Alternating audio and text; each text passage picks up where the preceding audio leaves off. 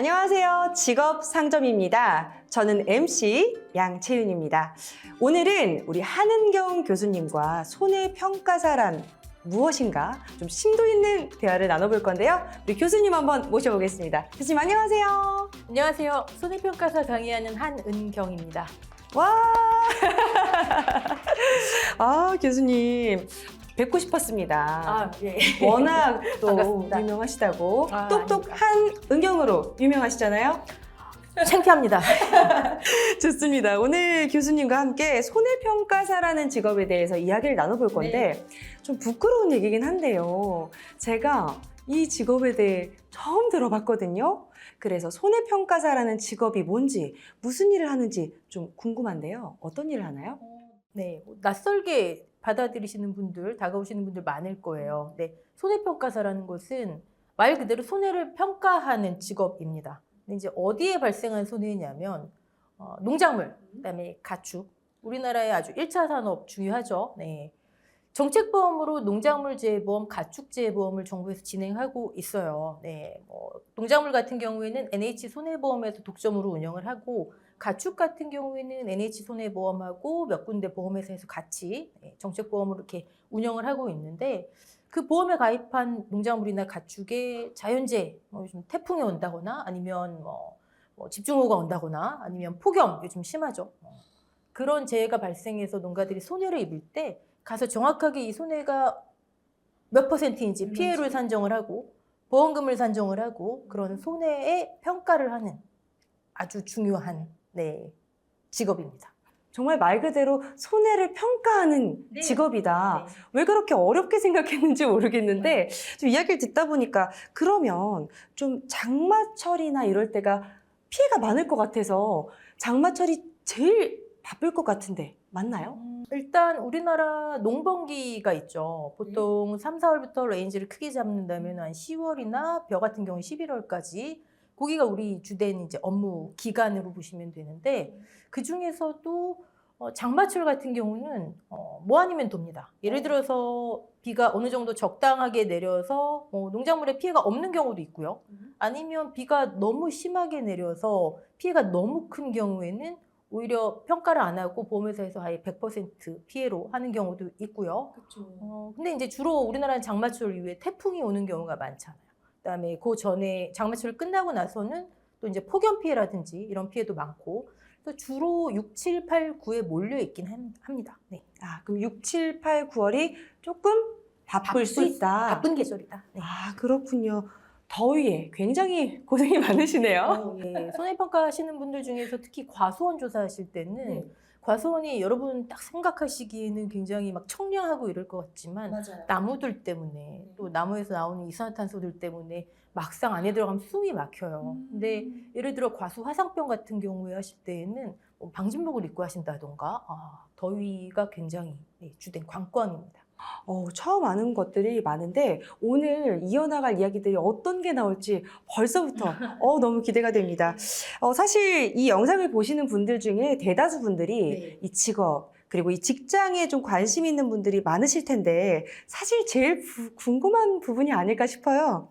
자격증을 좀 취득하면 바로 취업이 가능한지 궁금합니다. 사실 저는 이 자격증을 취득하시는 분들에게 제가 제일 강조하는 부분이기도 한데 잘 알아보고 하셔라. 무슨 말씀이냐면 전업으로 나는 이 손해평가사 자격증을 따서 우리 가족의 생계를 유지해야 된다 하시는 분들은 맞지 않습니다.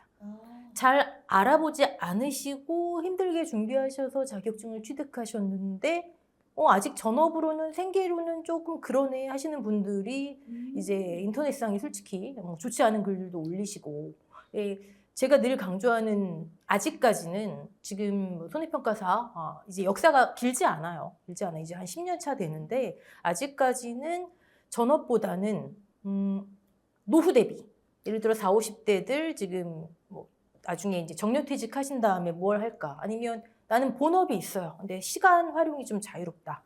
아니면 가정주부 하신 분들, 아니면 은퇴하신 분들 이런 분들에게는 솔직히 이만한 자격증이 없다고 생각을 합니다.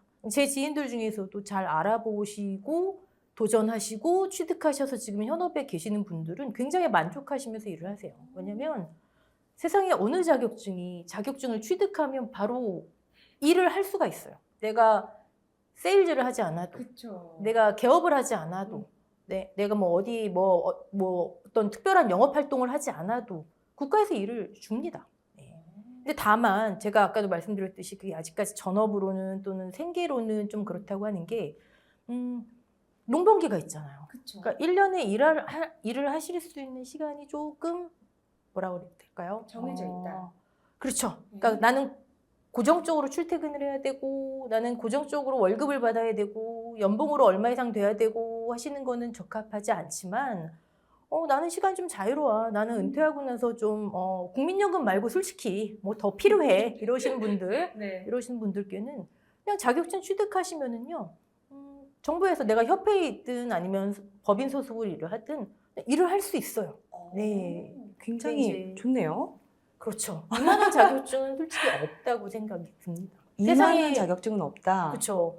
뭐 어떤 자격증이 아니 뭐 솔직히 말씀드리면 뭐 넘사벽인 뭐 변호사를 하시든 아니면 의사를 하시든 다 세일을 하거나 내가 개업을 하거나 하셔야 됩니다. 근데 그 정도까지 넘사벽 자격증은 아닌데 하실 만한 도전하실 수 있을 만한 자격증 중에서 또 정년도 없고요.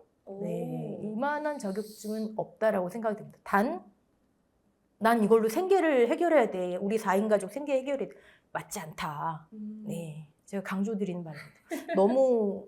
너무 팩트를 아니 근데 저는 무엇 시작하든 간에 이 팩트를 아는 게 제일 중요하다고 생각을 하거든요. 아마 오늘 그 영상에서 그 마음을 조금 더 굳게 먹으시든 아니면 나 안 되겠다 오히려 확실하게 정의할 수 있도록 도움을 주실 수 있을 것 같아서 기대가 되는데 듣다 보니까 전업은 안 된다. 그럼 약간 프리랜서처럼 우리 주부님들 혹은 정년퇴직을 하시고 어느 정도 시간이 있는데 프리랜서의 개념처럼 조금 생각을 하시면 좋을 것 같아요. 그렇죠? 좋죠. 그러면 프리랜서로 이렇게 활동을 한다라고 했을 때 시간이나 좀 그런 제약이 좀 없으신 분들께 좋을 것 같긴 한데 활동 지역이 어떻게 되는지 궁금합니다. 일단 자격증을 취득하시면 두 루트가 있습니다. 하나는 나는 협회 소속으로 일을 하겠다. 말 그대로 프리랜서입니다.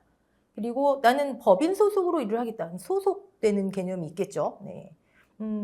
지역이 다 협회든 법인이든 해당 지역이 있어요. 예를 들어 내가 충남 지부 협회 충남 지회에 가입을 했다. 그러면 1차적으로는 내 맡은 지역의 농작물이나 가축이 평가 대상이고요. 근데 예를 들어 우리나라 전라남도나 경상남도나 이쪽에 과수원이나 아니면 벼 많죠. 근데 그쪽에서 일손이 갑자기 부족해요. 평가 인력이 부족해요. 그러면 지원 요청이 옵니다. 그럼 또 지원을 나가야죠. 그러니까 사실상 내가 맡은 지역이 있되 전국이 무대다. 전국이 무대다. 그럼 사실 농촌 지역은 지방으로 이제 몰려 있는데 서울에 계신 분들은 거의 일거리가 없는 걸까요? 아무래도 지방에 치우친 건 사실이죠. 근데 이제 경기 쪽 같은 경우도 과수원이 많기 때문에 걱정하지 않으셔도 됩니다. 대부분 서울 분들이 좀 전국을 좀 도시게 될 확률이 높지 않을까? 그렇죠. 뭐 강원도도 많고요. 그래도 서울에서 이렇게 여행 다니는 기분으로 또 다니는 거 좋아하시는 분들은 또 좋아하시겠어요? 지금 되게 중요한 말씀 하셨는데 자꾸 제 지인 얘기를 꺼내서 좀 그렇습니다만 잘 알아보시고 도전하셔서 취득하시고 지금 현업에 계시는 몇 년째 계시는 분들 중에서 여행 다니는 기분으로 일해. 이런 분들 굉장히 많아요. 물론 이제 장거리 운전 필수고요. 이제 산 보고 들 보고 자연 보시는 거 좋아하시는 분들 굉장히 적합하고요. 그리고 또 뭐가 있냐면 시간이 농촌 같은 경우 가시면은 농민분들은 굉장히 부지런하시잖아요. 그러면 보통 새벽에 일을 시작하십니다. 그래서 점심시간 또는 그 직후에 일 끝내시고 그 다음엔 뭐 이제 앱으로 입력 작업하시고 오후 시간 자유롭게 또 쉬시거나 아니면 뭐 다른 활동을 하시거나. 너무 좋은데요? 여행 갔는데 여행 비용을 번다. 이렇게 좀 생각해도 괜찮겠네요. 장점을 하나 더 말씀드린다면 만약에 제가 예를 들어 충청남도 담당 지역으로 일을 하고 있는데 전라남도에서 지원 요청이 왔어요. 도를 넘어가면 숙박비, 차량비 다 지원됩니다. 교수님, 제가 공부를 벌써 하고 싶어지는데요. 머리가 될지는 모르겠지만. 네, 어쨌든. 아마 보시는 분들도 또 이렇게 너무 재밌게 듣고 있지 않을까 싶습니다. 또 한 가지 또 궁금한 게 생기는데요. 이 보통 회사를 들어가거나 의사 선생님이 되면 이 인턴 기간, 소위 수습 기간이라는 걸 좀 거치는데 우리 신입 손해평가사는 그런 기간들이 있는지 좀 궁금합니다. 제가 처음에 말씀드렸듯 이 10년밖에 안 됐어요. 네. 그래서 제도가 이제 막 안착화돼가는 과정이라 보시면 됩니다. 그래서 현재까지는 사실 자격증을 취득하시고 처음 일을 하실 때 어떤 정해진 실습 기간이라든지 이런 건 없어요. 없고 선배 평가사님, 이제 협회 기준으로 말씀드리면 물론 협회 자체에서도 교육이 있습니다. 여러분도 시험 보실 때 공부하시면 아시겠지만 국가에서 정해놓은 교육도 있고요. 협회에서도 수시로 보수교육, 실무교육을 실시하고 있지만 아무래도 이제 현장 실습은 선배 평가사님 따라다니면서 실습을 하죠. 그리고 나서 바로 투입이 되시는데 저는 이제 개인적인 말씀을 잠깐 드리자면 이제 손해사정사분들처럼 앞으로는 일정 기간의 수습 기간, 인턴 기간을 거치는 쪽으로 제도가 마련되지 않을까. 그 부분이 저는 이제 막 시작하시는 평가사님들에게도 또 계약자분들에게도 전체적인 부분에서 훨씬 더 도움이 되는 제도라고 생각을 해요. 앞으로는 그렇게 바뀌지 않을까 싶습니다. 어떻게 될지 또 궁금합니다. 그렇다면 손해평가사, 신입 손해평가사는 일하는 방식이 어떻게 되나요? 일단 자격증 취득하시면 해당 지역에 협회를 가입하시고, 근데 사실 젊은 분들은 요즘에는 이제 법인 쪽으로 좀 많이 가십니다. 법인이 좀 안정화돼 있어요. 이 평가 건수라고 흔히들 말씀을 하시는데 업무 그 일의 양에 있어서 훨씬 안정화돼 있습니다. 그러면 법인이든 협회든 내가 소속이 되면은 그 다음부터 바로 이제 보통 3월 빠르면 아니면 4월부터 평가 업무가 시작이 돼요. 네, 받장물부터 이제 시작이 되는데 배정 받으면 요즘은 보통 1인 조사가 많아요. 과거에는 뭐 2인 1조 이건 앞으로도 변경될 수 있는 부분이에요. 네, 배정받은 지역에 가서 일단 NH 손해보험 관계자를 만나서 다 받고 그다음에 평가 업무하고 보통 한번 나가시면은 당일에 끝나는 경우는 거의 없고요. 그럼 어느 정도 걸리나요? 짧게는 뭐 2, 3일, 길게는 저하고 저희 그 회원분 중에 한 분 공부하셔서 첫 번째 자격증 취득하신 다음에 6월 초에 가출해서 8월인데 아직도 못 들어가고 있어요 하시는 분들도 계십니다. 여자분이신가요? 남자분이신가요? 여자분이신데 아주 즐거워하시면서 하십니다. 그렇다면 너무 이해가 됩니다. 아마 중년의 여성분들이 좀 많이 도전하지 않으실까 싶은데요.